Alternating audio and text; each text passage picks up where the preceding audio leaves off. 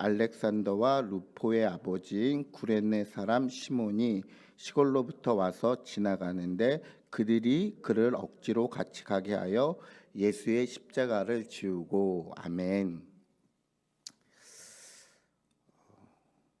저번 달에 제가 설교를 하고서요, 세 가지를 놀랐습니다. 첫 번째는 저의 모습을 이렇게 영상 편집하는데 제가 너무 뚱뚱한 거예요. 그래서 익히 알고 있었던 사실이지만 화면으로 보니까 곰 한 마리가 있는 것 같은 거예요. 그래서 그 제 모습을 보면서 야 진짜 살을 빼야겠구나 해서 깜짝 놀랐고요. 또 두 번째 놀란 게 뭐냐면 제가 30분 동안 제 몸을 계속 움직인다는 거예요. 손이나 뭐 이런 거를 움직이는데 이게 제가 보면서 얼마나 조마조마했냐면 혹시나 강대상을 잘못 쳐서 망가뜨리지 않을까, 아니면 이 앞에 있는 그 펜스를 쳐서 넘어뜨리진 않을까 하면서 30분 내내 보는데 이렇게 되게 조마조마한 거예요. 근데 제가 또 한편으로 감사한 거는 제가 조마조마했는데 이걸 바라보시는 우리 성도님들이 얼마나 또 같은 마음으로 조마조마하시면서 보셨을까라는 생각이 들면서 30분 동안 그 조마조마한 마음을 표현하시지 아니하시고 이렇게 말씀에 집중해 주신 그 인내심에 너무나 감사하고 깜짝 놀란 거예요. 그리고 세 번째 놀란 것은 번개가 치지 않았다는 것입니다. 왜냐하면 저기 강대상에 올라오면 제 생각 속에 이 구약의 지성소에 들어간다라는 느낌이 있어서 평소에 착하게 살면 좋은데 워낙 죄가 좀 많은 인간이라 언제 번개가 칠지 몰라 되게 두려운 거예요. 설교하면서 내내 30분간 번개가 치면 안 되는지 하면서 안 되는데 하면서 조마조마하면서 설교를 하는데 번개가 30분 동안 안 쳤습니다. 예, 오늘도 치지 않기를 바라면서 예, 설교를 시작합니다. 사실 오늘 설교가요, 그때 너 거기 있었는가라는 그 설교의 제목인데 이 설교를 해야 되나 말아야 되나 되게 많이 고민했어요. 왜냐면은 미리 설교를 언제 할지 몰라서 미리 다 준비해 놓은 설교 본문과 설교 내용이 있었는데 제가 그 한 달 전쯤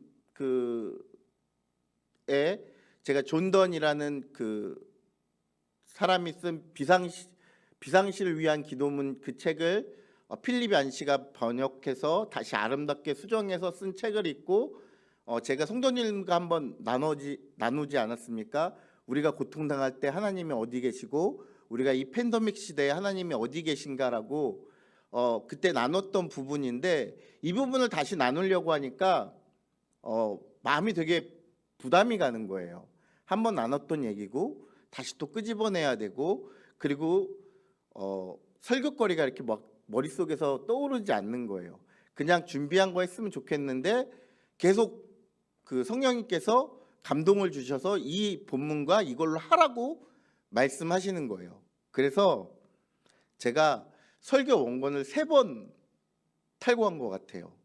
첫 번째는 코로나니까 팬데믹 시대로 한번 가보자 해갖고 그 존 던이 살던 시대 그 팬데믹이 패스트병이었으니까 패스트병과 코로나를 한번 비교해보자 하고서 그렇게 쭉 썼는데 하나님이 감동을 안 주시는 거예요. 그래서 그거를 다 깨끗이 지웠어요.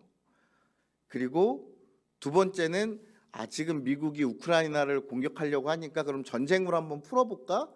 이렇게 생각을 하고 또 전쟁에 대해서 세계 대전적인 이런 전쟁에 대해서 쭉 풀었는데 하나님이 또 여기에 감동을 안 주시는 거예요. 그래서 제가 그럼 하나님 이거를 제가 설교로 풀어내야 되는데 어떻게 해야 됩니까? 라고 고민을 하던 중에 하나님이 저에게 저번 주에 말씀하시기를 고난을 갖고 한번 얘기를 해보라는 거예요. 더 부담이 되는 거예요. 왜냐하면 제가 고난에 대해서 전문가도 아니고, 그리고 고난에 여러분 여기 앉아 계신 성도님들보다 그렇게 신앙의 연조가 높은 것도 아니고, 그래서 이 고난에 대해서 다루기가 되게 어려운데 거기다 고난에 대한 답을 갖고 있으면 시원스럽게 대답을 얘기하면 좋은데 그렇지도 않은데 하나님께서 고난에 대해서 얘기를 하시는 거예요. 알겠습니다라고 하면서 제가 할 수 있는 게 뭐겠어요? 설교가 안 풀릴 땐 무조건 기도밖에 없더라고요. 기도하는데 저번 주에 한 가지 마음 가운데 저에게 은혜를 주시면서 얘기하시는 게 기독교 2000년의 역사 가운데 고난이 없었던 적이 없다라는 거예요. 그래서 기독교는 한마디로 정의하자면 고난 속에서 피어나는 꽃과 같은 종교라는 거예요. 여러분 생각해 보세요. 예수님이 이 땅 가운데 오셔서 지금까지 우리가 예수 믿는 그 2000년의 시간 동안 여러분 고난이 없었던 적이 있나요? 기독교에? 아니요. 기독교는요 늘 고난과 핍박과 박해 속에서 자라나온 순교의 종교예요. 초대교회를 살펴보면요 히브리서 11장에 보면 믿음의 선진들이 이로써 증거하노니 쭉 바울이 믿음의 어떠한 그 기록들을 쭉 적어 놓잖아요. 거기서 나오는데 로마 시대에 얼만큼 기독교의 박해가 심했냐면 로마의 역사학자 유세피우스가 적은 거예요. 이분은 기독교가 아니에요. 역사학자예요. 그냥 역사적인 일을 기록해 놓은 건데 그분이 기록하기를 뭐라고 했냐면 손가락 10마디에 불을 붙여 어느 손가락이 빨리 타들어가는지 실험 당하는 일, 그리고 온 몸에 가죽을 덮이고 검투장에서 사자에게 씹어 먹히는 일, 온몸에 기름을 바르고 로마의 방거리를 밝히는 일, 불에 타서 밝히는 일, 그리고 톱으로 몸이 잘려서 반토막이 나는 일, 도끼로 목이 잘려 죽는 일, 이런 일들은 생각하기도 싫고 끔찍한 일이지만 그리스도인이 된다면 당연히 감수해야 하는 일들이다라고 기록되어 있어요. 여러분 초대교회부터 박해가 그렇게 시작됐어요. 여러분 지금은 많이 없지만요 예전에는 그 차에 뒤에 많이 달고 다녔던 거 있잖아요. 표시, 물고기 표시, 그리고 거기에 헬라어로 익투스라고 써 있잖아요. 그게 뭐냐면요 하나의 암호예요. 무슨 암호냐면 카타콤에 들어갈 수 있는 암호예요. 박해가 워낙 심하니까 예배드리지 못해서 초대교인들이 지하에 땅굴 파고 들어가서 예배드리고 평생 가도록 빛 한 번 못 보고 나오는 거기에 들어가기 위한 암호가 그 물고기 표시였어요. 오병이의 기적을 해서 한쪽이 반을 그려요. 그러면 거기에 들어갈 사람이 또 반을 그리고 이투스 그 단어를 써요. 그게 무슨 뜻이냐면 마태복음 16장 16절의 말씀인 주는 그리스도시요 살아계신 하나님의 아들이십니다라는 그 표시를 하면 카타콤에 들어갈 수 있는 문을 열어주는 거예요. 어떤 사람은 거기서 태어나서 그 지하 동굴에서 한 번도 나오지 못하고 거기서 죽음을 맞이해요. 뭐 하려고요? 예배 드리려고요. 워낙 그 박해가 심해지는 가운데 예배 드릴 장소가 없으니까 예배 드리다 잡히면 죽으니까 그럼 이래도 죽고 저래도 죽으면 우리가 차라리 예배하는 장소에 가서 예배하다 죽읍시다라고 그렇게 해서 로마 그 초대교회 성도님들이 카타콤으로 들어가기 시작하는 거예요. 거기는 로마 군인도 못 들어가는 거예요. 왜요? 들어가면 한번 길을 잃어서 나오기가 쉽지 않아요. 거기 들어가면 죽는 거니까 거기 들어가기를 포기해 버리는 거예요. 그곳에서 예배드리기 위해서 그 안에 들어가 계시는 거예요. 그렇게 신앙을 지키시는 거예요. 그럼 이 시대가 끝나고 로마의 그 시대가 와서 로마가 국교로 기독교를 인정했을 때 편해졌느냐라고 보면 조금 있다가 또 뭐가 와요? 이슬람 세력들이 와갖고 또 그 자리를 뺏기잖아요. 시간이 지나면 또 중세시대에 그 기독교 사상이 이렇게 널리 퍼지니까 또 뭐가 와요? 패스트가 오잖아요. 패스트가 와서 여러분 전 세계 인구 반이 죽어나가는 가운데 있는 거예요. 여러분 이런 위기 가운데 끊임없이 이어져 온 게 뭐예요? 기독교 예수 그리스도에 대한 부활의 증인과 십자가의 그 증인들의 이야기가 끝없이 우리에게 왔어요. 여러분 지금 우리가 예수 믿는 거 너무 편하게 믿어요. 정말 지금 누가 교회 온다고 해서 핍박하지 않아요. 물론 코로나 때문에 모이는 거에 대해서 조금 눈치 보이긴 하지만 뭐 이것쯤이야. 그렇죠. 이 정도야 뭐 감수할 수 있는 상황이에요. 근데 여러분 100년 전만 해도요. 우리나라에서 교회 다니는 게 쉽지 않았다는 거예요. 여러분 혹시 양화진 가보셨습니까? 양화진 옆에 뭐가 있어요? 절두산이 있어요. 그 산 이름이 왜 절두산인 줄 아세요? 거기서 하도 많은 기독교인들이 목을 베어 순교를 당하니까 그 머리가 산만큼 높아져서 단절자에 머리두자 해갖고 절두산이 된 거예요. 여러분 100년 전만 해도 이 한국 땅에서 예수 믿는다는 거 쉽지 않습니다. 근데 주의 은혜로 우리가 지금 너무나 쉽게 너무나 편하게 예배드리고 있어요.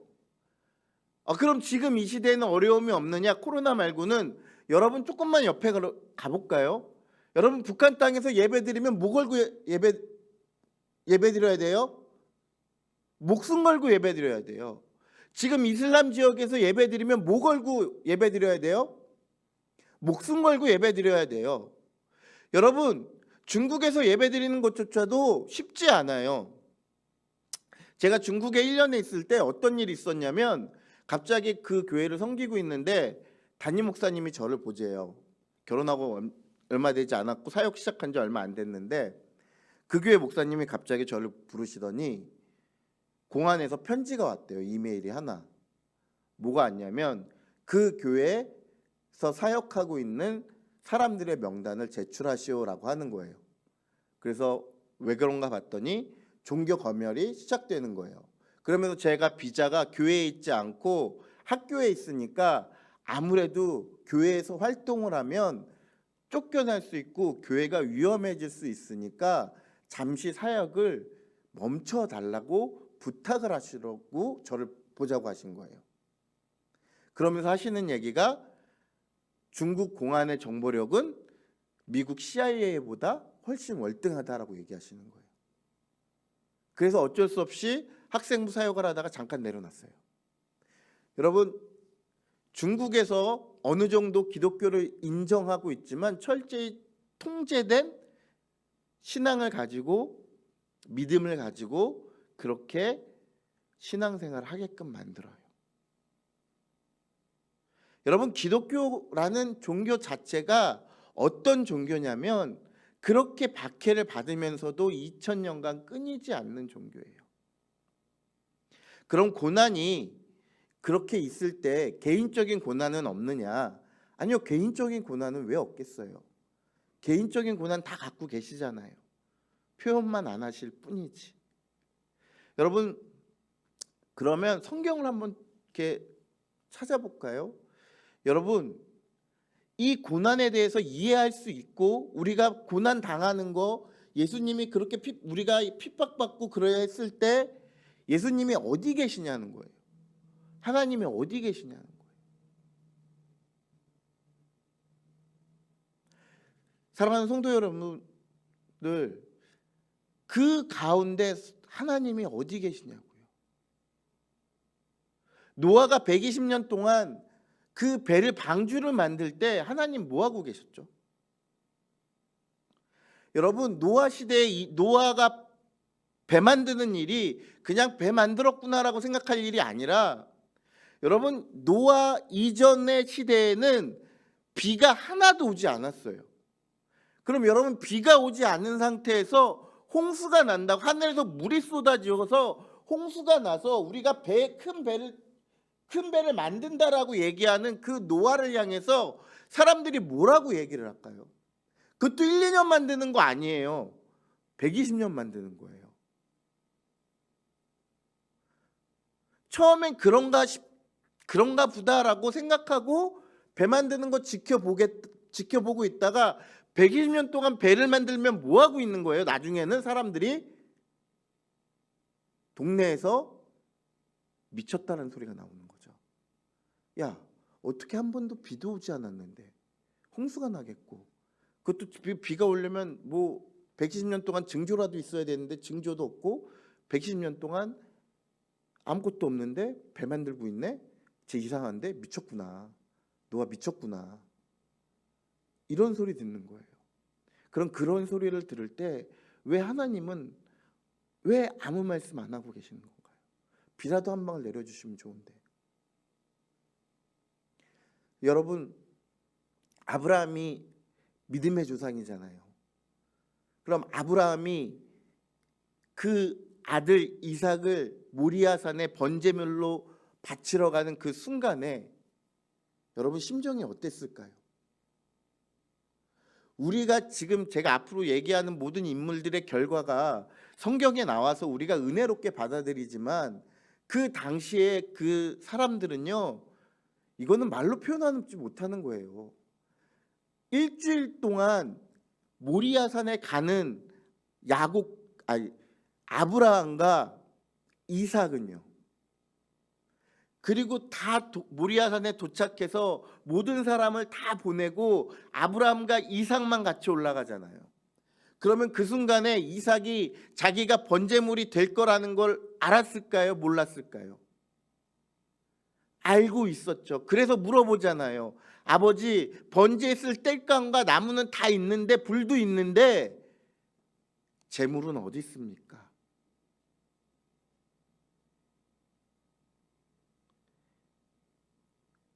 그 순간에 그 얘기를 듣는 아브라함의 마음은 어땠을까요? 그리고 요셉 얘기해볼게요. 목사님께서 얼마 전에 그 요셉도 고난을 당했다라고 얘기하는데, 여러분, 요셉이 처음에 어디로 팔려가요? 보디발의 가정에 노예로 팔려가요. 그 다음에 어디로 가요? 감옥에 가요. 근데 여러분, 되게 재밌는 게 뭐냐면요, 보디발에게 노예로 팔려갈 때도 뭐라고 성경에 기록돼 있어요? 하나님이 함께 하셔. 감옥에 갔을 때도 왜요? 하나님이 함께 하시다는 거예요. 그럼 반대로 얘기하면요, 하나님이 요셉을요 일부러 노예로 팔려가게 하시는 걸 허락하신 거고요, 반대로 얘기하면 감옥에 가는 것조차도 허락하신 거예요. 그러면요, 왜 하나님이 그러시는 거예요? 여러분, 보디발의 아내가 되게 음탕하게 생각되어지시죠?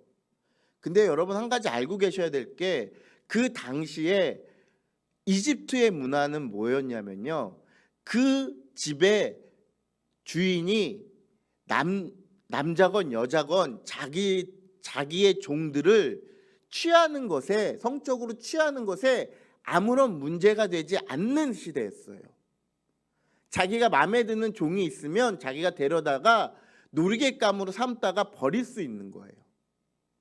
그래서 재밌는 얘기를 해드리냐면, 보디발이 요셉 때문에 안달이 났을 때 그 이집트의 온 고관의 대작들의 집에 소문이 났어요. 보디발의 아내가 남종 하나 어떻게 못해서 몸살이 날 정도로 그렇게 지금 애달아 있다고 막 가십거리가 됐어요. 그래서 이 보디발의 아내가요, 어떻게 했냐면 그 사람들을 다 집으로 초대했어요. 그리고 사과 하나와 칼을 다 각자 줬어요. 그거를 깎아 먹게 했어요. 한 중간쯤 갔을 때 보디발의 아내가 요셉을 불렀어요. 요셉을 딱 들어오게, 시중 들게 하게끔 딱 들어오는 순간 모든 그 자리에 있는 그 여자들이요, 칼로 사과를 자르는 게 아니라 뭐를 잘라요? 자기의 엄지손가락을 자르는 거예요. 근데 그 손에 베이는지도 모르고 요셉에게 넋놓고 있는 거예요. 그리고 요셉이 나간 후에 다들 자기 손을 보니까 뭐가 떨어지고 있어요? 피가 떨어져서 깜짝 놀라는 거예요. 그러면서 보디발이 뭐라고 얘기하는 거예요? 보디발의 아내가 뭐라고 얘기하는 거예요? 여러분은 잠깐 본 것으로 저 소년에게 넋을 놓고 모든 걸 잃어버렸지만 매일같이 저 소년을 바라보면서 아무것도 못하는 나는 어떤 마음이겠습니까? 라고 얘기하는 거예요. 여러분, 요셉은 그렇게 자신을 유혹하는 그 과정에서 무엇을 지킨 거예요? 신앙을 지키고 그것을 흔들리지 않게 자기를 지킨 거예요. 그러니까 어디로 가요? 감옥으로 가요. 그 감옥으로 갈 때 요셉이 얼만큼 절망했을까요?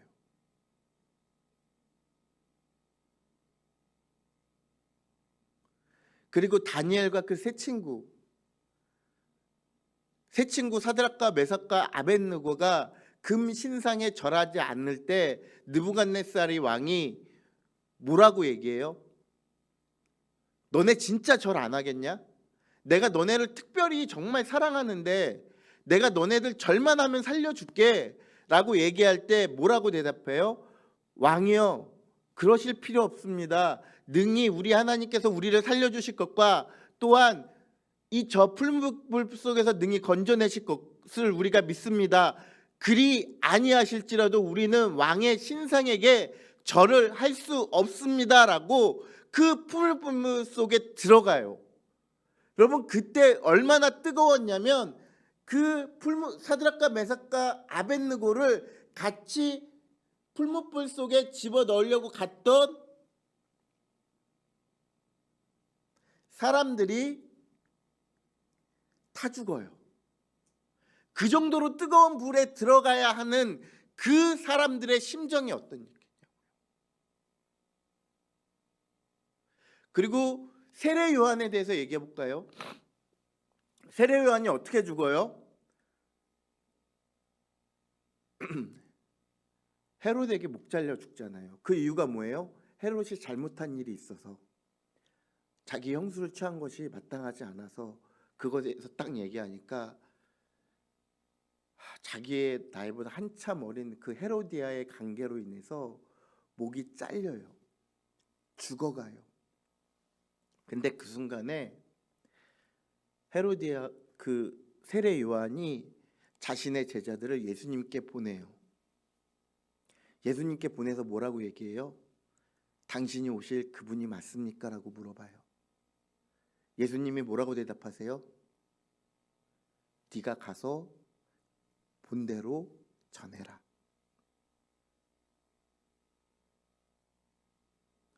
답을 안 해주시는 거예요.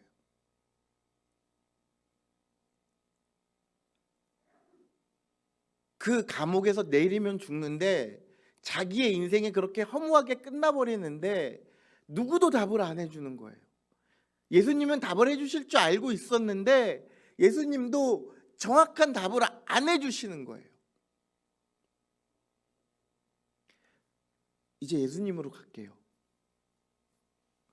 여러분, 예수님께서 왜 고난을 당하셔야 됐어요? 예수님이 당하는 고난의 이유가 있었나요?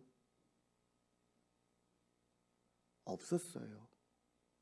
단지 예수님이 당해야 되는 고난의 이유는 우리를 구원하시기 위해서예요. 근데요, 예수님이 고난을 당하시기 전에 십자가에 달리시기 전에 뭐라고 기도하세요? 아버지여, 만일 할 만하시거든 이 잔을 내게서 옮기시옵소서라고 계속 기도하시는 거예요. 그게 얼만큼 간절했냐면 땀방울이 핏방울 되도록 그렇게 간절하게 기도한 거예요. 그리고 나서 잡히셔서 십자가를 지고 가시는 거예요. 그 십자가를 지고 가실 때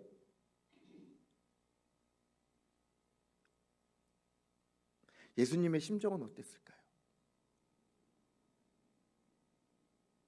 십자가에 달리셨을 때 사람들이 자기를 향해서 막 조롱하고 있을 때 예수님이 마음이 어떠셨을까요? 예수님이 거기서 내려오실 능력이 없으셨을까요? 예수님이 십자가에서 딱 내려와서 그 사람들을 다 없애버릴 능력이 없으셨을까요? 있으셨잖아요. 근데 안 하시는 거잖아요.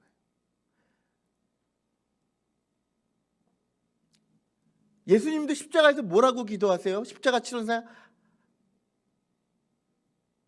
아버지여 아버지 어찌하여 나를 버리시나이까 이렇게 기도하시잖아요.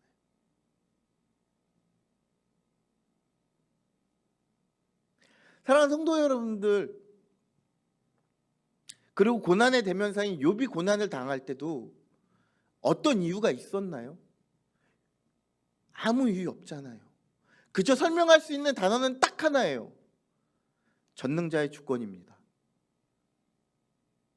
제가 이야기했던 모든 고난의 이유가 한 가지가 있다면 전능자의 주권이라는 거예요.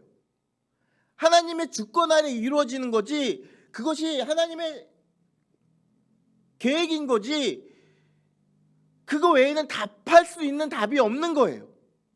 그러면은 그렇게 고난당하고 그렇게 외면당하고 멸시받고 하나님께 버림받은 그런 비참한 가운데 하나님은 어디 계시냐고요. 그때 제가 말씀드렸죠. 하나님이 그때 지켜보고 계시다고요. 지켜보시면서 뭐하고 계시는 거예요? 그 고난에 동참하시는 거예요. 여러분, 우리 하나님이 우리가 고난당할 때 야 너 고난당하는구나, 아우 보기 좋다, 꼴 좋다 이렇게 박수 치시는 하나님, 그런 하나님 아니잖아요. 일부러 우리에게 심심해서 너 고난 좀 당해봐라 이렇게 고난을 주시는 그렇게 속 좁고 야비한 그런 하나님 아니잖아요. 그리스 로마 신화 보면 신들끼리 자기들끼리 내기해서 누구에게 고난 주고 이 고난을 이기나 못 이기나 이렇게 하고, 헤라가 질투해서 전쟁 일으켜서 사람들에게 고난을 주고, 그런 하나님이 아니잖아요. 우리 하나님은 질적으로 다른 하나님이잖아요. 얼마나 사랑이 많으신지 그 아들을 죽기까지 내어주심으로 인하여서 우리를 구원하시는 그렇게 사랑이 많으신 하나님께서 우리가 고난당할 때 왜 지켜보고만 계시냐고요. 이유는 단 하나예요. 그래야지 하나님의 뜻을 이룰 수 있는 거예요. 만약에 여러분 생각해 보세요. 노아가 배를 만들지 않았으면 어떻게 됐을까요?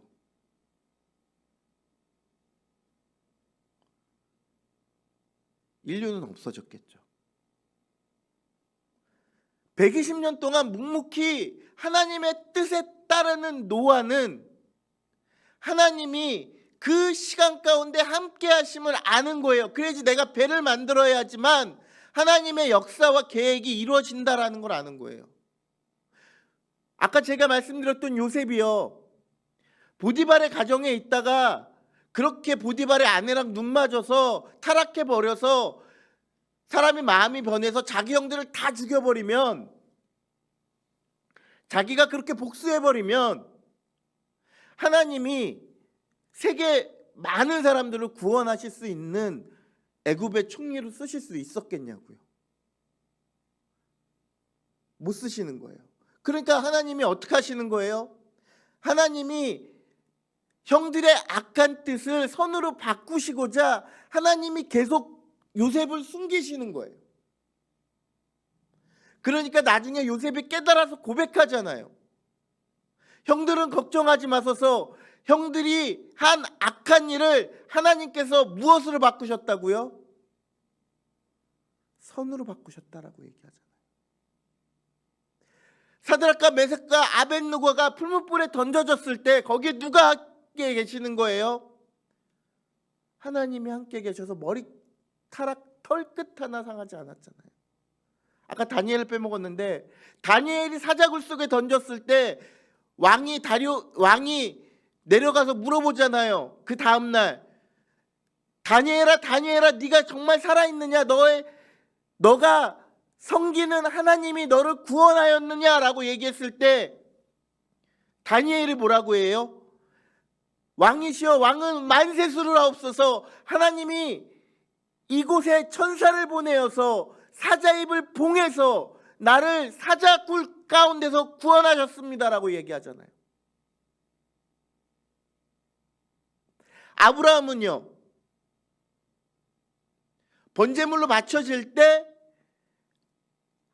천사가 내려와서 뭐라고 얘기해요? 아브라함아 아브라함아 그 아이에게 손을 대지 말거라. 내가 하나님을 경외하는지 이제 알았노니 라고 얘기해요.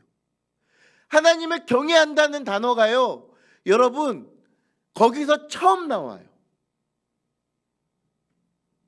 즉 아브라함에게 그 시험을 주신 이유는 하나님을 경외하는 사람이 어떤 사람인지를 보여주고자 하나님께서 표시하신 거예요.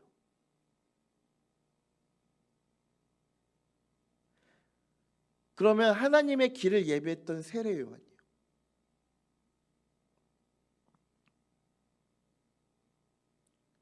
세례 요한이 그렇게 죽었어요. 근데 나중에 이보다 더 큰 이가 없다라고 예수님이 말씀하시죠. 제가 읽은 책 중에 진 에드워드가 쓴 사모실의 제수라는 책이 있어요. 세례 요한에 대해서 쓴 책인데 정말 은혜스러워. 책도 두껍지 않아요. 1시간이면 마음 먹으면 다 완독할 수 있는 책이에요. 그 책을 꼭 한번 읽어 보시기를 추천하는데요. 그 책에서 이렇게 나와요. 세례 요한도 죽고 예수님도 십자가에 못 박혀서 죽으셨어요. 그래서 둘이 천국에서 만났어요. 세례 요한이 물어봤어요. 사랑하는 예수님, 제가 죽기 전날 답을 달라고 하셨을 때 왜 답을 주시지 않으셨습니까?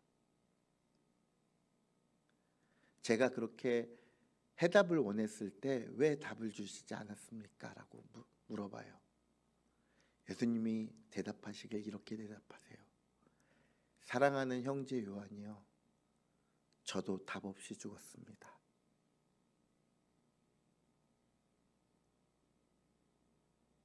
예수님도요, 십자가에 달리셔서 부활하시기 전까지 그 고난에 대한 뭐가 없으신 거예요? 답이 없으신 거예요. 근데 예수님이 십자가에서 달려 돌아가시고 죽음까지 그 음부의 권세까지 내려가셔야 되는 이유가 뭐였어요? 우리를 죽음에서 온전케 하시기 위해서요. 우리를 죄에서 온전케 하고 부활의 열매와 부활의 소망을 갖게 하시기 위해서 십자가에서 그렇게 돌아가셔야 됐던 거예요. 하나님도 그 십자가를 예수님에게 지게 하고 싶지 않았어요. 그냥 간단했어요. 하나님 마음을 바꿔 먹어서 그냥 불로써 인간들을 확 쓸어버리고 그냥 새로운 또 피조물들을 만드시면 되게 간단한 일인 거예요, 하나님 앞에서. 근데 하나님이 그렇게 하시지 않고 왜 그러신 거예요? 우리를 사랑하셔서 우리를 결코 버리실 수가 없는 거예요. 그래서 자기 아들의 생명과 맞바꾼 거예요. 근데 그 맞바꾸는 그 순간에 고통을 참으시기가 너무나 힘드신 거예요. 예수님도 그 고통을 견뎌내시기가 너무나 힘드셨던 거예요. 그럼에도 불구하고 그 자리에 계시는 거예요. 사랑하는 성도님들, 고난에 대해서 어떻게 대처하고 계십니까? 내 인생에 고난이 안 왔으면 좋겠어요. 저도 그래요. 근데 작건 크건 어쨌든 고난은 있잖아요. 그럼 그때마다 우리가 어떻게 해야 돼요? 그 고난의 답이신 하나님께 찾아가고 나아가야 돼요. 고난의 답을 알고 계신 분이 하나님이시고 그것을 또한 그 고난 가운데서 우리에게 무엇인가 말씀하시기 위해서 끊임없이 그 고난을 허락하시는 거라고요. 오늘 말씀에 왜 구레네 시몬을 제가 얘기했냐면요, 우리의 십자가를 지고 예수님이 지금도 가고 계세요. 그럼 여러분 어디 계십니까? 예수님을 죽기까지 따르겠다던 베드로 어디 갔어요 지금? 고난이 무서워 도망갔잖아요. 예수님이 예루살렘의 왕으로 입성하면 자신을 예수님의 좌우편에 앉아게 해달라던 세베대의 아들 야고보와 요한 어디 갔냐고요. 예수님을 따르던 수많은 제자들이 다 어디 갔냐고요. 다 사라지고 없잖아요. 그때 그냥 그 옆에서 시골에서 올라온 구레네 시몬만이 거기서 얼떨결에 십자가를 지게 되고 구원을 얻잖아요. 사랑하는 성도 여러분, 우리가 어디에 있습니까? 우리가 구원을 얻기 위해서 예수님이 우리의 십자가를 지고 가시는데 우리가 어디에 있냐고요. 우리가 단순히 우리의 죄에서 노임을 받아 구원을 받는 것으로 우리의 인생이 목표가 끝나는 게 아니잖아요. 우리가 온전한 구원을 이루어야 되잖아요. 우리가 예수님이 말씀하신 그 십자가를 지고 같이 가야 되잖아요. 수고하고 무거운 짐진 자들아 다 내게로 오라. 내가 너희를 쉬게 하리라. 그리고 와서 내 멍에를 메어라. 내 멍에는 쉽고 가벼우니라고 얘기하시잖아요. 예수님께서 무거운 우리의 십자가를 지고 한 걸음 한 걸음 한 걸음 가실 때 그 옆에서 구레네 시몬처럼 우리가 십자가를 함께 지고 가느냐 아니면 도망가고 있느냐를 우리 스스로 살펴봐야 된다고요. 일러스트리 맥그리드가 쓴 종교개혁자들의 신앙이라는 책에서는 기독교는 고난을 보고서 피해가는 것이 아니라 십자가를 지고 그 안으로 들어가야 한다라고 얘기하고 있어요. 사랑하는 성도 여러분들, 예수 그리스도의 십자가를 제발 피하지 마십시오. 그 십자가가 누구의 십자가가 돼야 되냐고요? 나의 십자가가 돼야 돼요. 구레네 시몬처럼 예수님이 지고 계시는 그 십자가에 같이 지고서 골고다 언덕길을 올라가야 된다고요. 그래야지 무엇이 이루어지는 거예요? 우리의 구원이 온전하게 이루어지게 될 것입니다. 사랑하는 성도님들, 이제 마지막으로 설교를 마무리하겠습니다. 이따가 부를 찬양 중에 하나인데 선한 능력으로 이 찬양이 디트리트 보네포 목사님이 쓰신 시입니다. 약간의 다르긴 하지만 이 디트리트 보네포 목사님은 세계 제2차 대전 때 히틀러를 죽이기 위한 암살단에 들어가십니다. 이유는 뭐냐면 한 명에 미친 광기 어린 사람 때문에 전 세계가 암흑 속으로 들어가는 것을 보지 못하고 그것을 막기 위해서 들어가시는 거예요. 근데 여러분 보세요. 그분이 보시기에 선한 것이 무엇이 있겠습니까? 그 당시에 전쟁이 나고 점점 사람들은 미쳐가고 나치즘에 빠져가고 있고 그 상황에서 예수님은 없어지고 늘 자기는 쫓겨다녀야 되고 늘 자기는 피해 다니고 언제 죽을지 모르는 그 상황 가운데서도 선한 능력으로 주님이 나를 덮어달라고 이야기합니다. 그분은 그 고난을 피하지 않으셨습니다. 구레네 시몬처럼 그 십자가를 함께 지고 끝까지 가셨습니다. 2차 대전이 끝나기 전에 돌아가셨지만 끝까지 지금까지 그분의 정신이 살아남아서 많은 기독교인들에게 이야기하고 있습니다.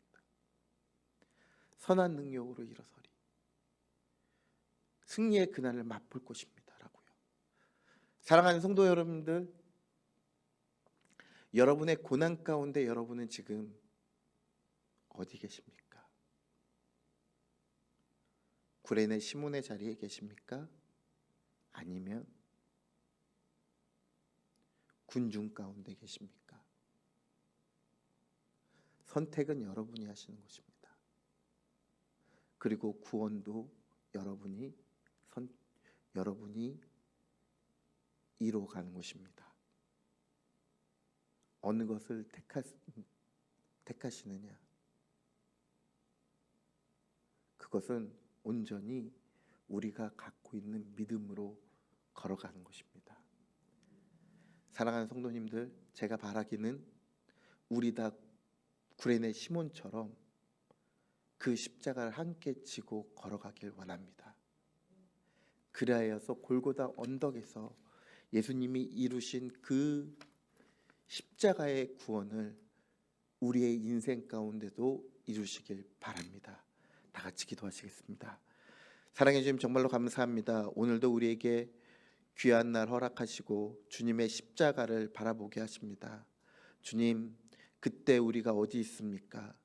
주님이 십자가에 달리시는 그 밤, 주님이 십자가를 끌고 가시는 그날에 우리는 어디 있었습니까? 주님, 바라건대 우리가 구레네 시몬처럼 주님의 십자가를 함께 지고 갈 수 있도록 우리에게 담대함을 허락하여 주시옵소서. 연약함으로 피하는 것이 아니라 우리가 담대함으로 그 십자가를 함께 지고 가서 주님의 십자가 구원을 이루는 믿음의 성도들이 되어질 수 있도록 축복하여 주시옵소서. 이 모든 말씀 우리 주 예수님의 이름으로 기도드렸습니다. 아멘. 주기도문으로 예배를 마치겠습니다. 하늘에 계신 우리 아버지여, 이름이 거룩히 여김을 받으시오며 나라의 마옵시며 뜻이 하늘에서 이루어진 것이 땅에서도 이루어지리라. 오늘날 우리에게 일용할 양식을 주옵시고 우리가 우리에게 죄진 자를 사하여 준 것 같이 우리의 죄를 사하여 주옵시고 우리를 시험에 들게 하지 마시며 다만 악에서 구하옵소서. 대개 나라와 권세와 영광이 아버지께 영원히 있사옵나이다. 아멘.